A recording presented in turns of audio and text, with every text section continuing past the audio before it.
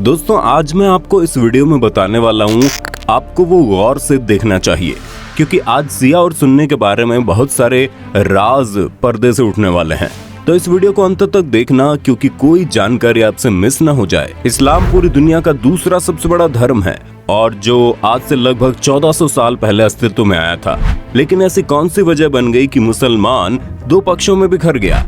एक तरफ शिया मुसलमान तो दूसरी तरफ सुन्नी मुसलमान। एक तरफ जहां शिया मुसलमान मुहर्रम के दिन अपने आप को लहूलुहान करके अपने पैगंबर के नवासे की शहादत पर शोक मनाते हैं, तो वहीं दूसरी तरफ सुन्नी मुसलमान शिया मुसलमान के इस करतूत को हराम करार देते हैं।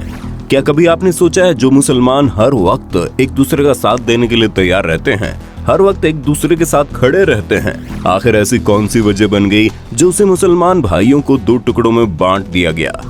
एक तरफ जहां सुन्नी मुसलमान दिन में 5 बार नमाज पढ़ते हैं, तो वहीं दूसरी तरफ शिया मुसलमान दिन में सिर्फ 3 बार। सुन्नी मुसलमान नमाज पढ़ते वक्त जहां अपने माथे को जमीन पर रखते हैं, तो शिया मुसलमान अपने माथे को किसी ईंट के ऊपर रखते हैं। लेकिन सवाल यही है कि आखिर ऐसा हुआ क्यों, ये सभी बदलाव हुए क्यों, आखिर क्यों शिया मुसलमान और सुन्नी मुसलमान एक दूसरे से भेदभाव करते हैं, आखिर क्यों सुन्नी मुसलमान हर वक्त शिया मुसलमान की खिलाफत करते हैं। यहाँ तक कि पुराने वक्त में शिया मुसलमानों को मौत के घाट उतार दिया जाता था। आज के इस वीडियो में हम मुसलमान धर्म के 2 टुकड़ियों में बंटने की इसी कहानी को बारीकी से बताएंगे।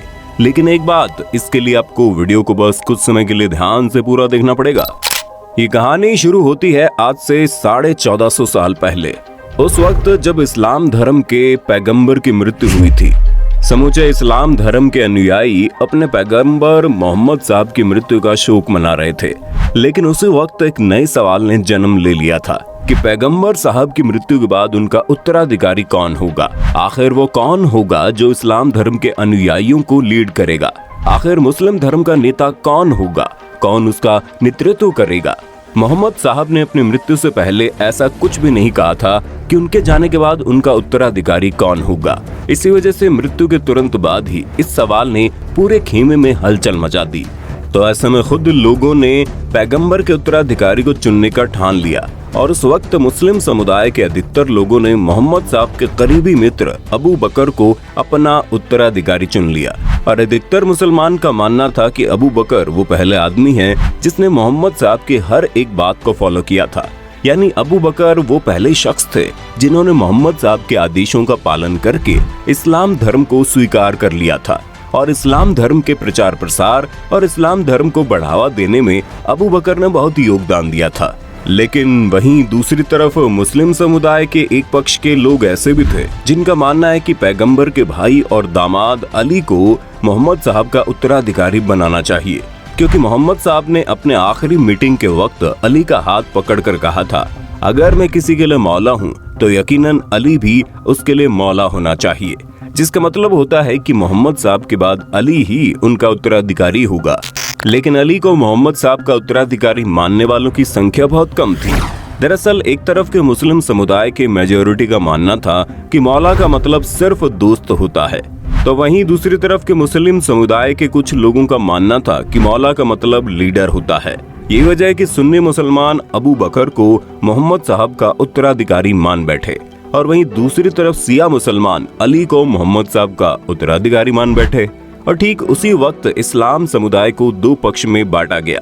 शुरुआत में तो शिया मुसलमान और सुन्नी मुसलमान सिर्फ अपने लीडरशिप की लड़ाई लड़ रहे थे, लेकिन बाद में धीरे धीरे दोनों के रहन सहन में भी बदलाव आने लगा। दोनों के तौर तरीके बदलने लगे, दोनों पक्षों के अपने नए नियम बन गए, नमाज पढ़ने के तरीके बदल गए। यहाँ तक कि सुन्नी मुसलमान तो शिया मुसलमान की जान के दुश्मन बन बैठे। खैर ये सब कब और कैसे हुआ, उससे पहले हमें ये जानने की जरूरत है कि आखिर शिया मुसलमान और सुन्नी मुसलमान के बीच खास अंतर क्या क्या है। तो दोस्तों सबसे पहला जो अंतर है वो इन दोनों ही मुसलमानों की नमाज पढ़ने की आदत। इस बात को आप सभी जानते हैं कि हर मुसलमान को दिन में 5 बार नमाज पढ़ना होता है। लेकिन शायद आपको इस बात की जानकारी नहीं होगी कि मुसलमान के अंदर जो सुन्नी मुसलमान होते हैं वो तो दिन में 5 बार नमाज पढ़ते हैं, लेकिन दूसरी तरफ शिया मुसलमान ऐसे होते हैं जो दिन में सिर्फ 3 बार नमाज पढ़ते हैं। शिया मुसलमान भी 5 बार ही नमाज पढ़ते हैं, लेकिन दिन में सिर्फ 3 ही वक्त। सिया मुसलमान एक ही बार में एक से अधिक नमाज पढ़कर दिन के 3 वक्त में ही 5 नमाज को पूरा कर लेते हैं। एक तरफ जहां सुन्नी मुसलमान नमाज पढ़ते वक्त अपने माथे को जमीन पर रखते हैं, तो वहीं दूसरी तरफ सिया मुसलमान नमाज पढ़ते वक्त अपने माथे को खास तरह से बने हुए मिट्टी के ईंट के ऊपर रखते हैं। नमाज पढ़ते वक्त सुन्नी मुसलमान जब खड़े होते हैं तो अपने हाथों को एक दूसरे से क्रॉस करके खड़े होते हैं, लेकिन वहीं दूसरी तरफ सिया मुसलमान जब नमाज पढ़ते वक्त खड़े होते हैं तो वो अपने हाथों को बिल्कुल सीधा रखते हैं। एक तरफ जहां सुन्नी मुसलमान इस बात पर यकीन करते हैं कि अल्लाह के अलावा किसी के भी सामने नहीं झुकना है, यही वजह है कि सुन्नी मुसलमान किसी के भी कब्र के आगे नमाज नहीं पढ़ते, लेकिन वहीं दूसरी तरफ सिया मुसलमान कब्र पर नमाज पढ़ते हैं। उनका मानना है कि अगर वो किसी के कब्र पर नमाज पढ़ते हुए दुआएं करता है तो उसकी दुआ अल्लाह तक पहुंच जाती है। और अब आता है इन दोनों मुस्लिम पक्षों के बीच एक ऐसे अंतर की बात जो सिया मुसलमान के जान पर भी भारी पड़ जाता है, और वो है तकैया। इस्लाम धर्म में इस शब्द का मतलब होता है कि अगर आपके ऊपर कभी आपके धर्म की वजह से जान का खतरा आ जाता है तो ऐसी स्थिति में आप अपने धर्म को छुपा सकते हैं। मानकर चलिए आप किसी ऐसे देश में चले गए या फिर कुछ ऐसे लोगों के बीच चले गए जहां पर इस्लाम धर्म के लोगों को मार दिया जाता है, तो ऐसी स्थिति में तकैया आपको इस बात का आदेश देता है कि आप अपने धर्म को छुपाकर अपनी जान को बचा सकते हैं। तकैया एक मुस्लिम को इस बात का भी आदेश देता है कि मानकर चलिए किसी ने आपके सामने सूअर का मीट और शराब रख दिया है और उसका कहना है कि अगर आपने इन दोनों का सेवन नहीं किया तो आपकी जान ले ली जाएगी, तो ऐसी स्थिति में आप अपनी जान को बचाने के लिए उन दोनों ही चीजों का सेवन भी कर सकते हैं। हालांकि ऐसा सिर्फ और सिर्फ आपको ऊपर ही दिखावे के साथ करना होगा, लेकिन दिल में हमेशा अल्लाह रहना चाहिए। लेकिन सुन्नी मुसलमान जो होते हैं वो तकैया के नियमों का पालन नहीं करते।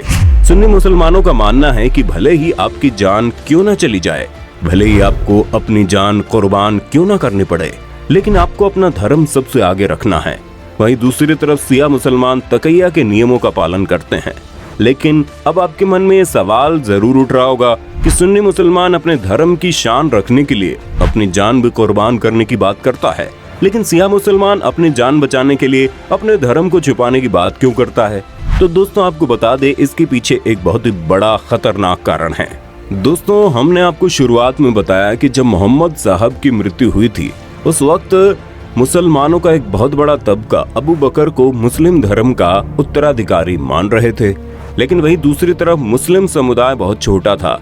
तबका ऐसा था कि या फिर ये कह सकते हैं कि बहुत कम लोगों की संख्या ऐसी थी जो मोहम्मद साहब के भाई और दामाद को मोहम्मद साहब के उत्तराधिकारी के तौर पर देख रहे थे। सिया मुसलमानों का एक समूह बहुत छोटा था और सुन्नी मुसलमानों का समूह बहुत बड़ा था। सुन्नी मुसलमान सिया के छोटे समूह से जलन की भावना रखते थे और ये जलन उस कदर बढ़ चुकी थी कि वो किसी भी कीमत पर सिया मुसलमान को हमेशा के लिए खत्म कर देना चाहते थे। यही वजह है कि आज से 1400 साल पहले किसी सुन्नी मुसलमान के समूह को जैसे पता चलता था कि वहाँ पर सिया मुसलमान आया है तो उसे मार डालते थे। यही वजह है कि उस वक्त इराक में रहने वाले सिया मुसलमान को बचाने के लिए इस्लाम के छठे इमाम जाफर अल सादिक ने तकैया की पेशकश की। और सिया मुसलमान आज भी तकैया के नियमों का पालन करते हैं, क्योंकि शुरुआत से ही सुन्नी मुसलमान पर कभी जान का खतरा बना ही नहीं था, इसलिए वो तकैया के नियमों को हराम बताते हैं। इस तरह सिया मुसलमान और सुन्नी मुसलमान दोनों ही पक्षों में और भी कई अंतर है।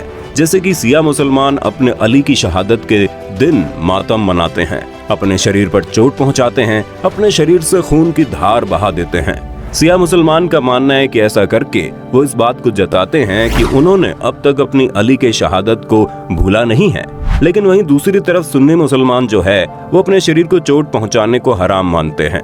तो दोस्तों आपने देखा पूरी दुनिया का दूसरा सबसे बड़ा धर्म इस्लाम, जो आज से लगभग 1450 साल पहले अस्तित्व में आया था, कैसे दो पक्षों में बंट गया। उम्मीद करते हैं जानकारी आपको अच्छी लगी होगी। अगर आपको इसके बारे में और अधिक जानकारी चाहिए तो आप हमें कमेंट में बताना। वीडियो अच्छी लगे तो लाइक कीजिए, हमारे चैनल को सब्सक्राइब करके बेल आइकन को ऑन करना बिल्कुल मत भूलना, क्योंकि the earth adventure in Hindi की टीम आपके लिए हर रोज ऐसी ही जानकारियों से भरी वीडियोस लाती रहती है।